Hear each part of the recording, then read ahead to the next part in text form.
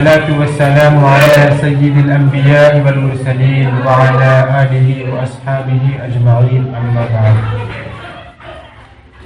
فقد قال الله تبارك وتعالى في كلامه المجيد والفرقان الحميد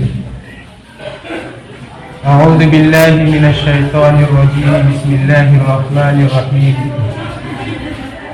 إنك لعلى خلق عظيم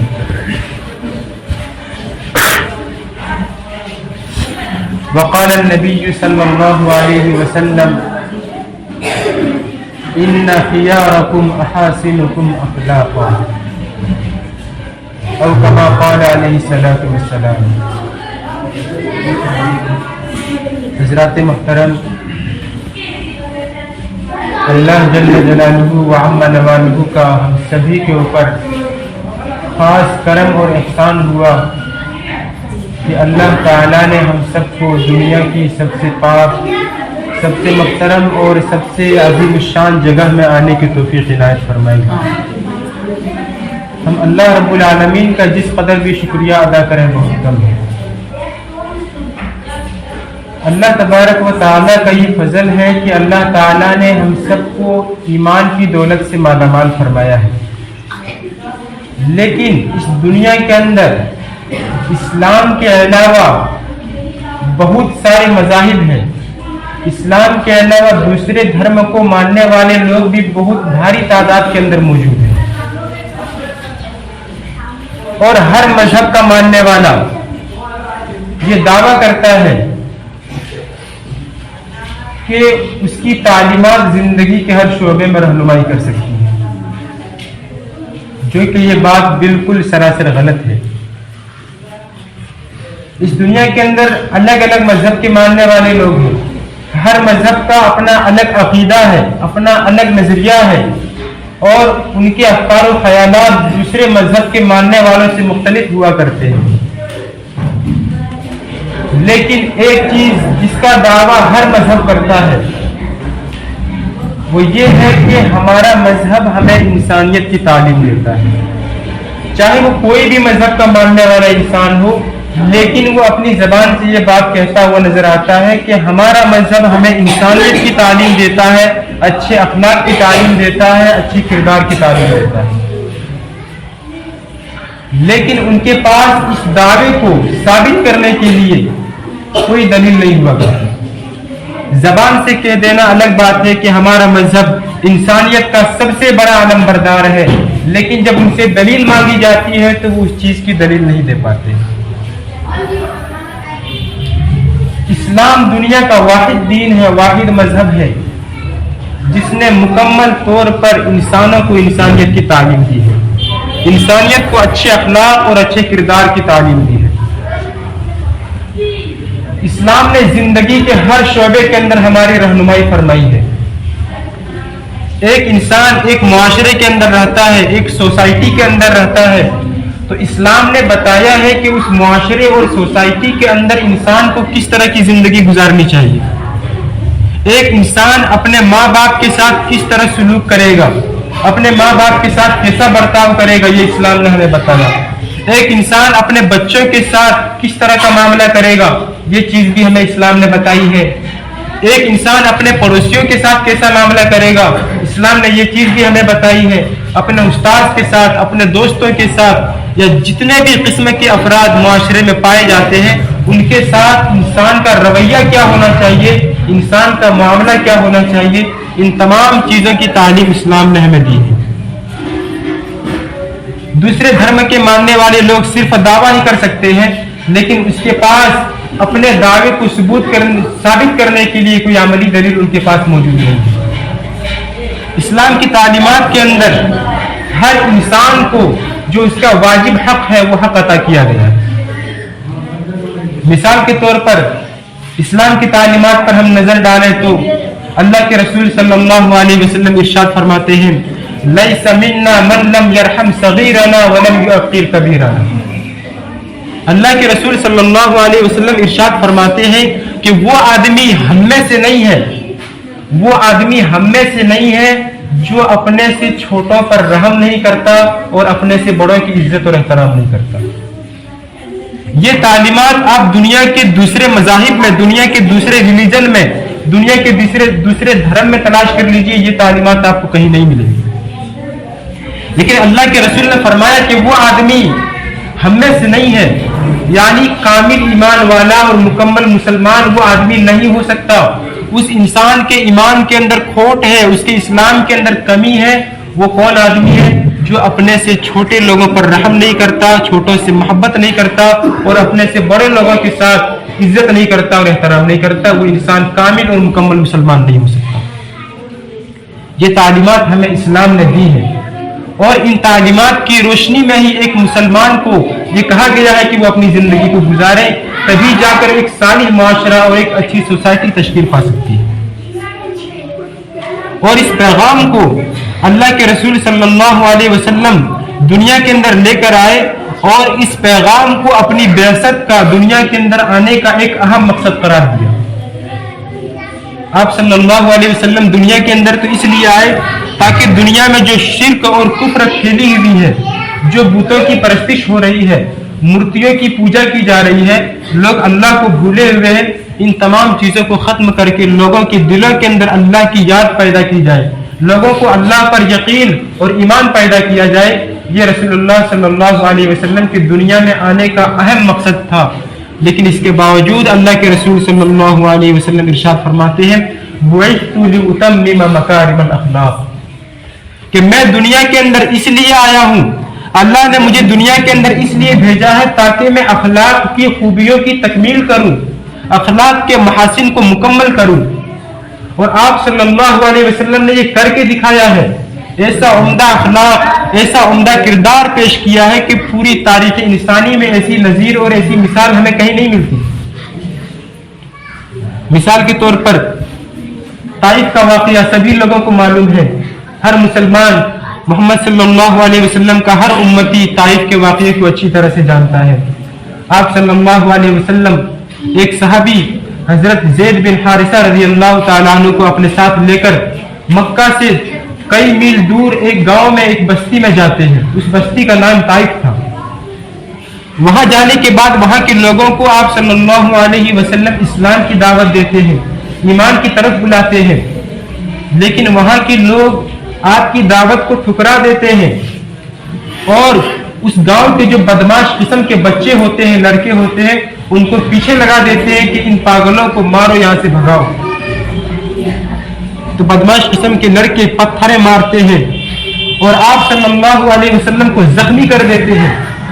آپ علیہ السلام کا جوتا خون سے بھر جاتا ہے, خون سے لبالب ہو جاتا ہے, اور بہت پریشانی کے عالم میں ایک باغیچے کے اندر, ایک باغ کے اندر آپ صلی اللہ علیہ وسلم آرام کرنے لگ جاتے ہیں. اللہ تبارک و تعالیٰ یہ سارا منظر دیکھ رہا ہوتا ہے. اللہ تعالیٰ پہاڑوں کے فرشتوں کو بھیجتے ہیں اور کہتے ہیں جاؤ اور محمد سے کہو کہ اے محمد, اگر تو حکم کرے, اگر تو اشارہ کرے تو دونوں پہاڑوں کو ملا کر ہم ان بستی والوں کو کچل کر رکھ دیں گے جن بستی والوں نے آپ پر ظلم کیا. پہاڑوں کا فرشتہ حاضر ہوتا ہے اور کہتا ہے یا رسول اللہ, اگر آپ حکم دیں تو طائف کی جو بستی ہے جو دو پہاڑوں کے بیچ میں قائم ہے, اگر آپ حکم کریں تو ہم دونوں پہاڑوں کو آپس میں ملا کر اس بستی والوں کو کچل کر ہلاک اور برباد کر دیں. تو ذرا سوچئے کہ اس جگہ پر ہم میں سے کوئی انسان ہوتا, کوئی عام انسان ہوتا, تو وہ کیا کہتا کہ انہیں کچل دینا چاہیے, انہیں مار دینا چاہیے, کہ انہوں نے ہماری بات نہیں مانی تو نہیں مانتے, لیکن ہم پر پتھر کیوں برسوائے, ہمارے پیچھے بچوں کو کیوں لگایا, ہمیں خون سے لہو لہان کیوں کیا.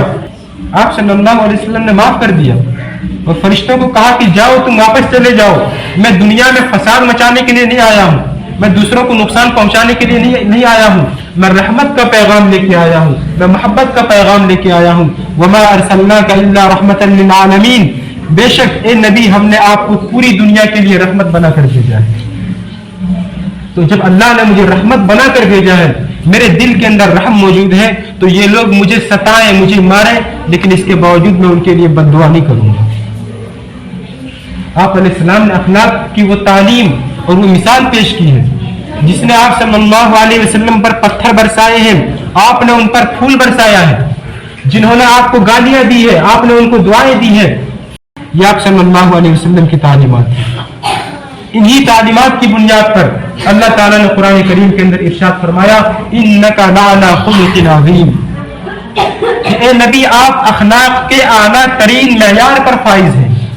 دنیا میں کوئی بھی انسان، کسی بھی انسان کا اخلاق، کسی بھی انسان کا کردار، اس کا کریکٹر، اس کا رویہ آپ کے اخلاق سے میچ نہیں کھا سکتا۔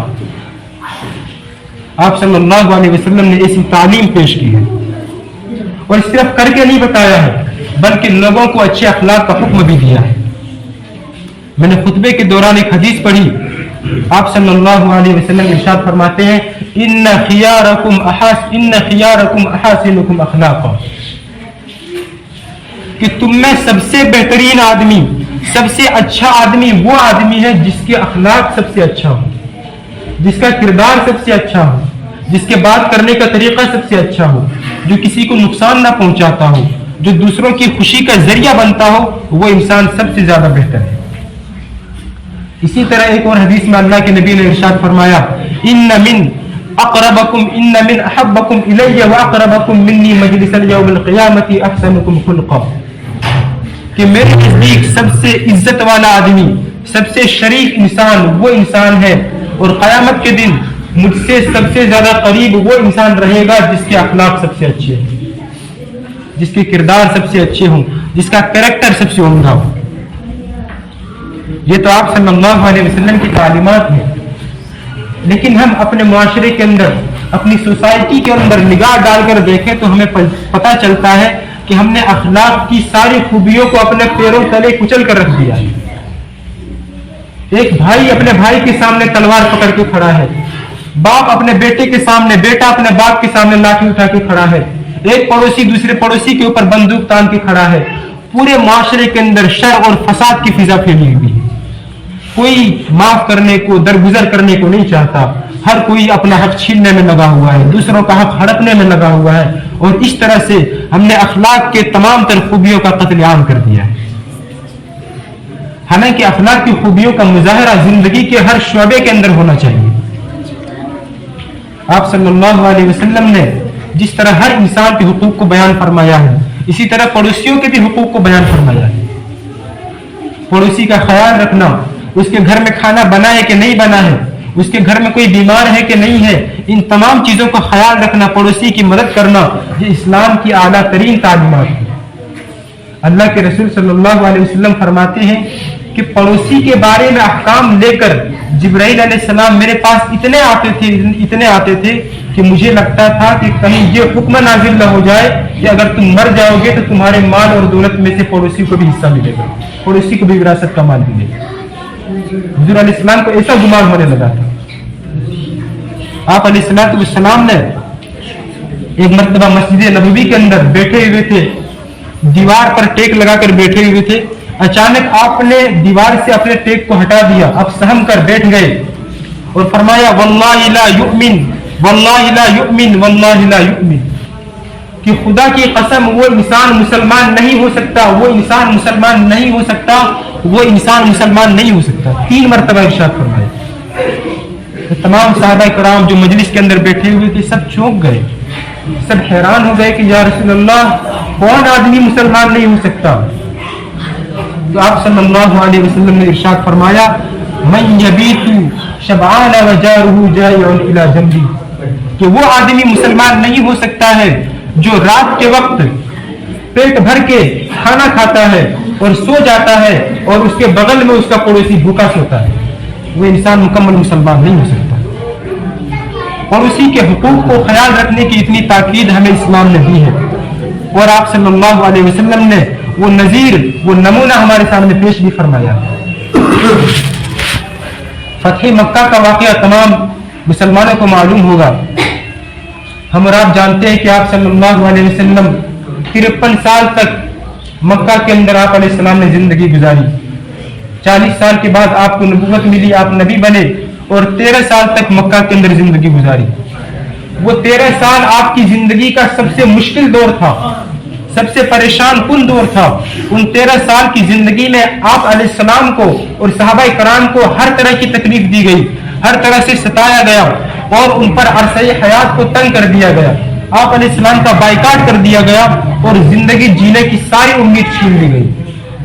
मजबूर होकर के आप सल्लल्लाहु अलैहि वसल्लम ने मक्का को छोड़ दिया और मदीना की जानिब चले गए और 10 साल तक मदीना के अंदर रहे।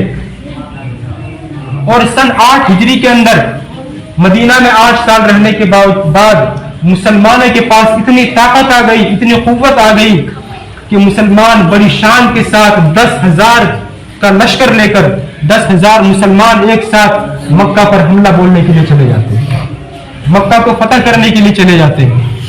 आप अलैहिस्सलाम और तमाम सहाबाए कराम जिनकी तादाद 10,000 थी, आप अलैहिस्सलाम के पीछे चलते हैं और नारे लगाते हुए जाते हैं कि आज मक्का को फतह करके आना है। आप अलैहिस्सलाम लश्कर लेकर आगे बढ़ते हैं। लश्कर में एक इंसान, एक सहाबी ये नारा लगाने लगता है, अल यौम यौमुल मलहमा, अल यौम यौमुल मलहमा, कि आज बदला लेने का दिन है। कि 13 साल तक हमें सताया गया, 13 साल तक हमें मारा गया, आज हम उन तमाम चीजों का बदला लेंगे। आज हम मक्का के अंदर खून बहाएंगे, मक्का के अंदर सबकी गर्दनें कटेंगी, तमाम काफिरों को तहे तेग कर दिया जाएगा, सबके जिस्म के टुकड़े टुकड़े कर दिए जाएंगे। ये नारा उस सहाबी ने लगाना शुरू कर दिया। आप सल्लल्लाहु अलैहि वसल्लम ने जब सुना तो आप अलैहिस्सलाम ने उसके हाथ से झंडा छीन लिया और कहा कि ये नारा मत लगाओ, बल्कि तुम ये नारा लगाओ, अल यौम यौमुल मरहमा, आज माफ करने का दिन है, आज रहम और करम करने का दिन है। उन्होंने हमें 13 साल तक सताया तो सताया, जितना मारना था मारा, लेकिन हम उनके साथ ऐसा नहीं करेंगे। हम मक्का की जमीन को खून से लालाजार नहीं करेंगे, हम मक्का की जमीन में खून की नदियां नहीं बहाएंगे। ये कहते हुए आप सल्लल्लाहु अलैहि वसल्लम बड़ी शान और शौकत के साथ मक्का के अंदर दाखिल होते हैं।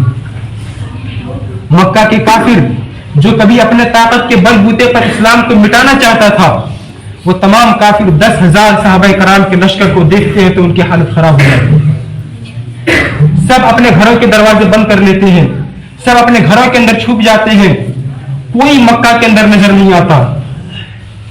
उस वक्त अल्लाह के रसूल सल्लल्लाहु अलैहि वसल्लम मक्का वाले से खिताब करते हैं, पूछते हैं कि बताओ आज मैं तुम्हारे साथ क्या मामला करूं, तुमने हमारे साथ क्या किया है?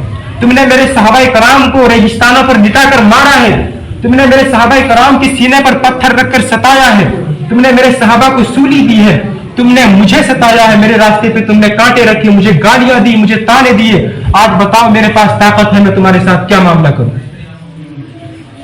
तो मक्का के काफिर कहते हैं कि ए मोहम्मद, बेशक आप हमारे ही खानदान के लोग हैं और हमने बहुत बड़ा गुनाह किया है, आप हमें जो भी सजा देना चाहें हमें मंजूर है, लेकिन हम ये बात जानते हैं कि आप बहुत ज्यादा माफ करने वाले हैं। तो उस वक्त अल्लाह के रसूल सल्लल्लाहु अलैहि वसल्लम फरमाते हैं कि सुनो, मैं तुमसे वही बात कहूंगा जो यूसुफ अलैहिस्सलाम ने अपने भाइयों से कहा था, अल यौम ला तस्रीबा अलैकुमुल यौम इज़हबू व अंतुम तुलक़ा, कि आज तुम में किसी पर कोई सरजनिश नहीं है, कोई जुल्म नहीं होगा, किसी का खून नहीं बहाया जाएगा, किसी की गर्दन नहीं काटी जाएगी, किसी भी बेटियों की बहनों की इज्जतों को नीलाम नहीं किया जाएगा। आज तमाम लोगों को अमन और माफी का ऐलान है। कोई काबा के अंदर घुस जाए उसको भी कुछ नहीं करेंगे, कोई अपने घर का दरवाजा बंद कर ले उसको भी कुछ नहीं करेंगे, कोई अबू सुफियान के घर में दाखिल हो जाए उसको भी कुछ नहीं करेंगे। इस तरह मक्का के अंदर आप सल्लल्लाहु अलैहि वसल्लम ने खून का एक कतरा भी नहीं बहाया और पूरे के पूरे मक्का को फतह कर लिया और पूरे मक्का पर इस्लाम का झंडा लहरा दिया। तो कहने का मतलब यह है कि अखलाक की ऐसी तालीम हमें कहीं और नजर आ सकती है कि जिन काफिरों ने 13 साल तक आपको सताया, और सिर्फ 13 साल तक नहीं सताया बल्कि मदीना आप सल्लल्लाहु अलैहि वसल्लम चले गए तब भी ये लोग लड़ाई करने के लिए चलते थे। बदर की लड़ाई हुई, उहद की लड़ाई हुई, उन्होंने हर मुमकिन इस्लाम को मिटाने की कोशिश की, लेकिन आज इस्लाम के पास ताकत थी, कुव्वत थी। आप अलैहिस्सलाम चाहते तो एक एक काफिरों की गर्दन को काट सकते थे, सबका बदला ले सकते थे, लेकिन आप सल्लल्लाहु अलैहि वसल्लम ने कुछ नहीं किया बल्कि तमाम मक्का वालों को माफ फरमाया। अखलाक की ऐसी नजीर और ऐसी मिसाल हमें पूरी इंसानी तारीख में कहीं भी नजर नहीं आ सकती। आज ये so called America, United nation ये ताना देता है, ये कहता है कि इस्लाम दहशतगर्दी से फैला है, इस्लाम तलवार के जोर से फैला है, इस्लाम अखलाक की तालीम नहीं देता, इस्लाम इंसानियत के खिलाफ मजहब है। बताइए इससे बड़ी इंसानियत कुछ हो सकती है? इससे बड़ी अखलाक की तालीम कोई हो सकती है?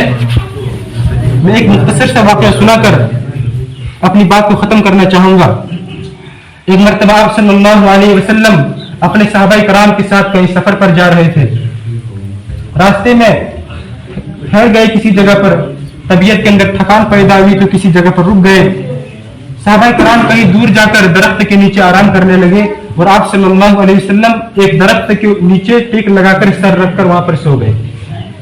एक काफिर आता है अपने हाथ में तलवार लेकर,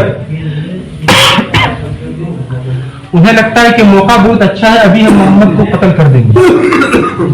ये कहकर वो काफिर बहुत बुरे अंदाज में झिंझोड़ कर आप सल्लल्लाहु अलैहि वसल्लम को नींद से उठाता है और कहता है कि ए मोहम्मद बताओ तुझको मुझसे कौन बचाएगा, तुझको मुझसे कौन बचाएगा। तो आप सल्लल्लाहु अलैहि वसल्लम इंतहाई नरमी के साथ और बिल्कुल पुरसुकून अंदाज में कहते हैं कि मुझे मेरा अल्लाह बचाएगा। अल्लाह का लफ्ज सुनते ही उस काफिर का हाथ कांपने लगता है, उसके बदन पर राशा तारी हो जाता है, कपकपाहट तारी हो जाती है और तलवार उसके हाथ से जमीन पर गिर जाती है। आप सल्लल्लाहु अलैहि वसल्लम उस तलवार को उठाते हैं और कहते हैं कि अब बताओ तुझे मुझसे कौन बचाएगा। आप अलैहिस्सलाम चाहते तो उस इंसान को कत्ल कर सकते थे कि तलवार आप अलैहिस्सलाम के हाथ में आ गई थी, लेकिन आप सल्लल्लाहु अलैहि वसल्लम ने अपने जानी दुश्मन को माफ कर दिया। और ये देखकर, आपके रहमो करम को देखकर उस इंसान ने ईमान कबूल कर दिया और इस्लाम का कलमा पढ़ लिया। बताइए यहाँ पर इस्लाम कौन से तलवार के जोर पर फैला है? क्या ये तलवार के जोर से इस्लाम को कबूल किया गया, या अखलाक की तलवार थी, मोहब्बत की तलवार थी जिसकी बुनियाद पर उस आदमी ने इस्लाम और ईमान को कबूल कर लिया? ये तालीमात हमें इस्लाम ने दी है, लेकिन आज हमने मुसलमानों ने जो इस्लाम के नाम लेवा है इन तालीमात के पसे पुष्ट डाल दिया है। हमारा माशरा इतना गदला हो चुका है कि हम अपने आप को इंसान तो कहते हैं, लेकिन हमारे अंदर इंसानियत मुकम्मल तौर पर मर चुकी है। बड़ा की बात तो छोड़ें, हमारे छोटे छोटे बच्चों की अखलाकी हालत इतनी पस्ती में चली गई है कि वो अपनी जबान से दो बोल बोलते हैं तो उनमें से एक बोल गाली होती है, एक लफ्ज गाली का निकालते हैं। इस तरह से वो बच्चा जो अभी मुकम्मल तौर पर इंसान बना ही नहीं है, लेकिन इससे पहले उसके अंदर की इंसानियत मर गई।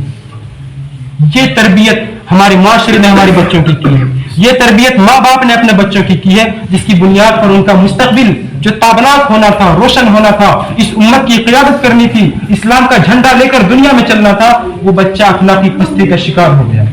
उसे ना नमाज से कोई मतलब, ना इबादत से कोई मतलब, ना रोजा से कोई मतलब, ना बड़ों का एहतराम, ना बड़ों की इज्जत, ना छोटा परराम, कुछ भी नहीं। ये तमाम तालीमात हमने मलियामेट करके रख दी।